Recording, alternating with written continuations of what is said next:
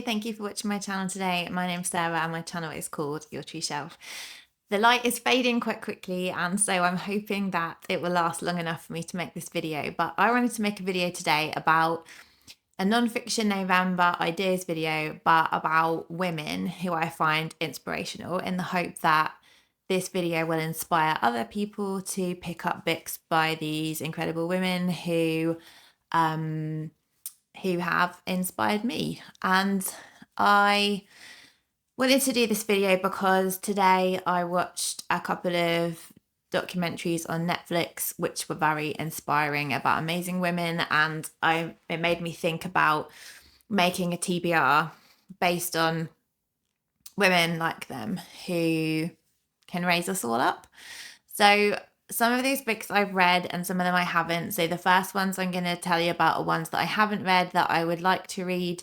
And then the second set of books are the ones that I have read and found very inspiring, in the hope that they will inspire you as well. So without further ado, the first book that I have on my list is Rising Strong by Brene Brown. So I've only read Daring Greatly by Brene, but I have listened to so many interviews and talks that she's done, and I find her just so helpful and inspiring. So Brene is a PhD researcher into shame and vulnerability, and her books are all about courage, strength, vulnerability, and how we have to be brave and have the courage to be vulnerable in order to live our best lives, really.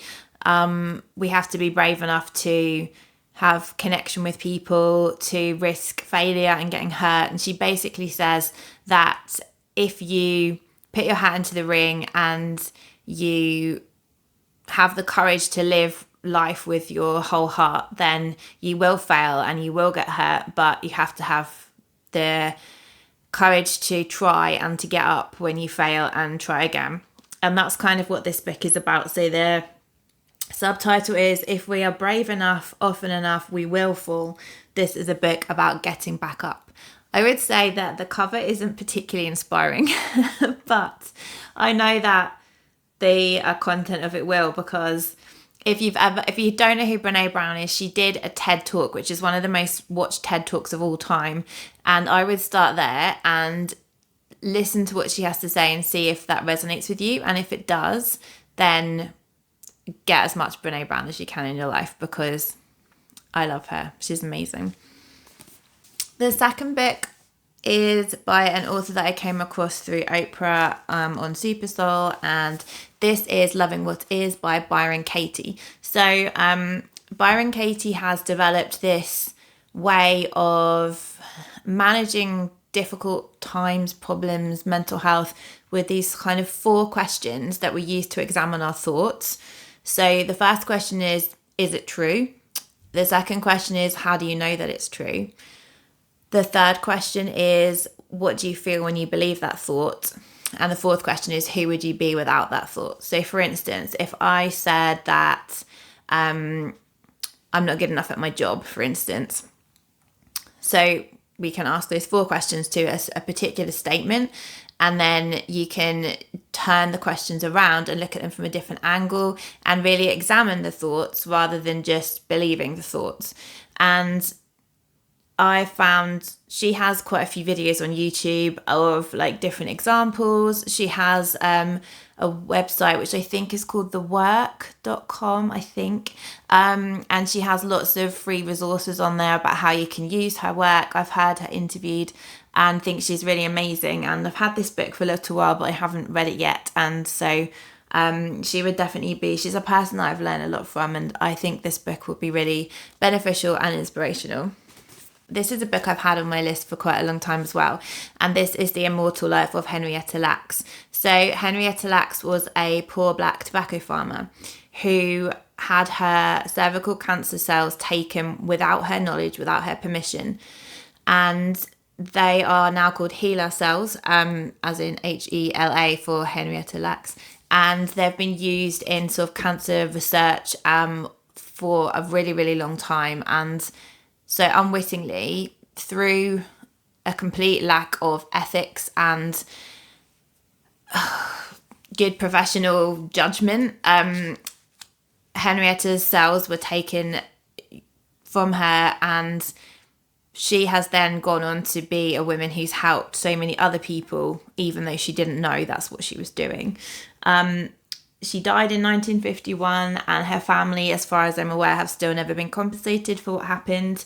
And this book is by Rebecca Skloot, and it's about Henrietta Lacks and what happened to her cells.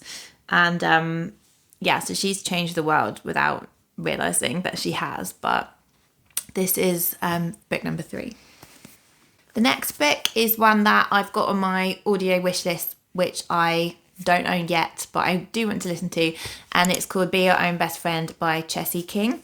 So Chessie King is someone who I became aware of on Instagram, and she is somebody who is spreading a message of body confidence and self-love and acceptance of our bodies, and breaking down these unachievable beauty standards which are all over the internet and which are constantly bombarding us, and the narrative that we're given for our whole lives about how we should look. And she does it with comedy as well. So she'll make Instagram stories and clips and things where she'll tell us what's normal, but she'll also make it funny at the same time quite regularly. And I find her really inspiring because of all the good work that she's doing in breaking down those super high pressures that are put on to women about how they should look. And I find that she's very inspiring for this reason. She's doing a lot of good work, and I'm really looking forward to listening to her book. It's quite short. I think it's only 4 hours on audio, about self-love and being your own best friend, and not listening to all of the pressures which come with being a woman. And I'm sure that is not just women. I'm sure that men have pressures as well. It's just that I know it from a perspective of a woman. The next book I have on my list to read is Becoming by Michelle Obama. So I watched Michelle and Oprah's program on Netflix, and I found her really inspiring, amazing, and I haven't read either of her books. I'm probably one of the last people that hasn't read Becoming. She reads the audiobooks herself, and I would really, really like to listen to both of her audiobooks, because I think that she will give me lots of lessons to think about and to learn from. And she seems like a great woman, and I'm always looking out for new people as like role models and people that I can learn from. So I would very much like to listen to both of her books. The next one kind of fits in between both categories, because it's a reread for me that I mentioned in the video I did about books I'd like to reread. And that one is I Know Why the Caged Bird Sings by Maya Angelou. So I find Dr. Angelou, somebody who I've learned a lot from hearing her talk to Oprah, from her poetry, from listening to her talk about different things. And I read her first book in her memoir series a while ago now, and I would really like to read it again before I then go on to finish the rest of her memoir series. I think she's a deeply wise, knowledgeable person, and she's brought so much to the world in her lifetime, and going over her life story would be something which I find really moving and touching, and I'm looking forward to hearing her wisdom over again. So then I'm going to move on to the books that I have already read. So the first one is by somebody who will be well known in Britain. I'm not sure if she'll be well known elsewhere in the world, but this is Happy by Fearne Cotton. Fearne Cotton started out life as a TV presenter and DJ on Radio 1, and now she's very much into helping people and helping people grow and develop, and you can very much see like how that's happened to her over her lifetime so far. and she's written a series of books, like there's Calm, Happy, I can't think of them all off the top of my head, but she's written a series of books, which these are very nice to look at. So there's lots of just trying to find out, there's lots of colour pictures in here. She's a really creative person, and she's done like quite a lot of cool stuff with the layout of this book, and it includes her own drawings as well. This is about different things, for instance, our choices, our body image, our happiness, our balance, our mind, like our sleep. It's about lots of different things, and it gives us exercises to do in the book, and they're not laborious exercises. Like there'll be a blank space in the book with a picture of something in, and you have to write or draw inside there to express what your thoughts are about that topic, about how you want different things in your life to look, about pros and cons of certain situations. You have to write a letter to your body. There's lots of areas that this focuses on, and it's really really good book. And I find Fearne to be very down to earth. She doesn't hide what normal life is like, being a mum to young kids and stuff, and she's very honest and very herself, and I really appreciate that when people are real about their life as well as being inspiring. They're real about what it's like just living day to day, and I really love that about Fearne. The next book, again, is written about this inspiring women rather than by her, and this book is called Monique and the Mango Rains by Kris Holloway. Monique Dembele lives in a remote village in West Africa, and she is a midwife, and she therefore delivers the babies of the women in her community.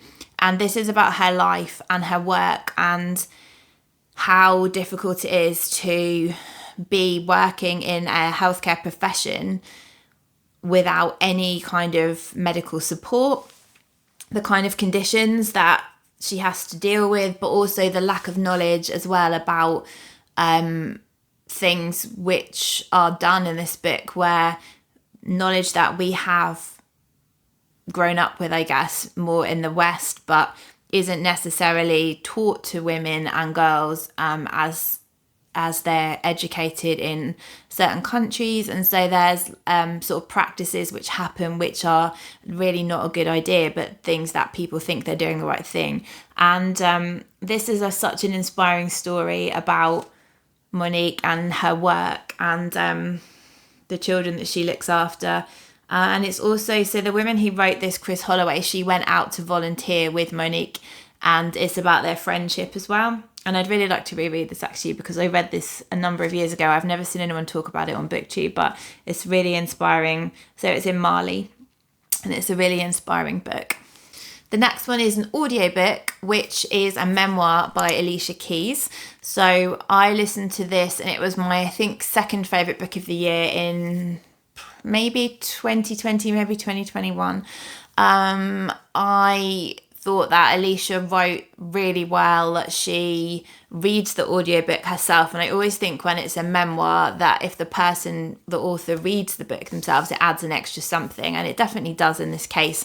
She gives us an insight into, at the beginning of the book, where she's facing a time which is really difficult, where she's breaking down, where she can't cope with her schedule, everything's too much, and she has to then go on this kind of self-discovery journey, and about who she is as a woman and her performer, and who she is as a wife and a mother. And I found it I learned a lot from it. I still think about it. I think that she's an inspiring woman, definitely. I learned about her craft, what she does, and I feel like she is a really beautiful person on the inside and the outside. And I think celebrity memoirs are often given a hard time, but I think you can still learn a lot from so many people, and we shouldn't just dismiss them because they're celebrity memoirs. I really feel like Alicia Keys' memoir was amazing and highly, highly worth listening or reading to. And then finally, I have my ultimate inspiration in life, outside of my family, which is Oprah. She is somebody who's been in my life since the 1990s when I first discovered her show. She is my absolute queen of inspiration, and somebody who I love so much, who is I'm not even exaggerating when I say she's changed my life so much with all the stuff I've learned from her shows back in the 90s and all the teachers that she's introduced me to in my life, and Super Soul. I just find her the most inspiring woman on earth outside of my family. And this book is The Wisdom of Sundays. This is one of her books. You can see how tabbed this is. This is her, like, pieces taken from her Super Soul Sunday program and put into different themes in this book. So we have the themes of awakening, intention, mindfulness, spiritual GPS, ego, forgiveness, broken open, grace and gratitude, fulfillment, and love and connection. And she says at the beginning, I never thought of it that way. It's a small sentence, but one that I strive to hear and experience in every interview. It possesses the spiritual force to break through any barrier. It's weighted with enough depth to break down the deepest despair. It can break open the most revelatory aha blessings. It's my great privilege and honour to share these wisdom conversations I've experienced with some of the great thought leaders of our time. So one of the things that I've tabbed so many pages in here, but I've just found like one quote that I really found. I have, not now, but in the past, for many years, I really struggled with my job in terms of whether I was doing the right job, whether I made the right choices, whether I wanted to carry on being a doctor, whether I wanted to carry on being a GP. And I thought about, I cannot tell you how many hours I spent thinking about this over years of my life and wanting answers, I guess, wanting someone to tell me the answers. And this was one thing that I found really an aha moment, as she would say. So the quote that I really loved in regards to this question that I keep thinking about. So Oprah says, people often ask, what should I major in? Or what do I want to do with my life? I tell them that a career is not a life. The essential question is, who do you want to be? And now I ask you, how can you allow who you want to be to emerge in all aspects of your life? Most of the conversations on Super Soul Sunday end with a series of big questions for each guest. Take the time to ask yourself the same things, and I promise the life vision waiting to be claimed by you will not only unfold, it will expand. And I've written in the margin, a new aha. I keep focusing on my career, but maybe that's the wrong question or focus. How can I emerge? Who do I want to be? This is a very big realization, probably the biggest in this book. So instead of me keep asking myself, what do I want to do? What do I want to do? Do I want to do this? Do I want to do this? I had to ask myself, who do I want to be? And practice my values. And then that's all I needed to know. I didn't need to know anything else. And that's another quote I love from Brene Brown. She always says, stand in your values. In other words, be true to yourself. Don't be a sellout. Have the courage of your convictions and all of that kind of thing. And so, yeah, that was a small insight into some of the women that I find inspiring, who I would love to either read their books or recommend them to you because they have been wonderful for me. I would really, really love it if you would leave me a comment telling me about a woman who has been inspirational, who I can go and find their book. If it's fiction or non-fiction, but I guess non-fiction would fit with Non-Fiction November. And I hope this has been enjoyable. I hope I haven't overused the word inspirational. I tried not to keep saying it about every single book. But yeah, I hope you can take away a recommendation from this. And I hope you have a wonderful week, and I'll speak to you all soon. Bye.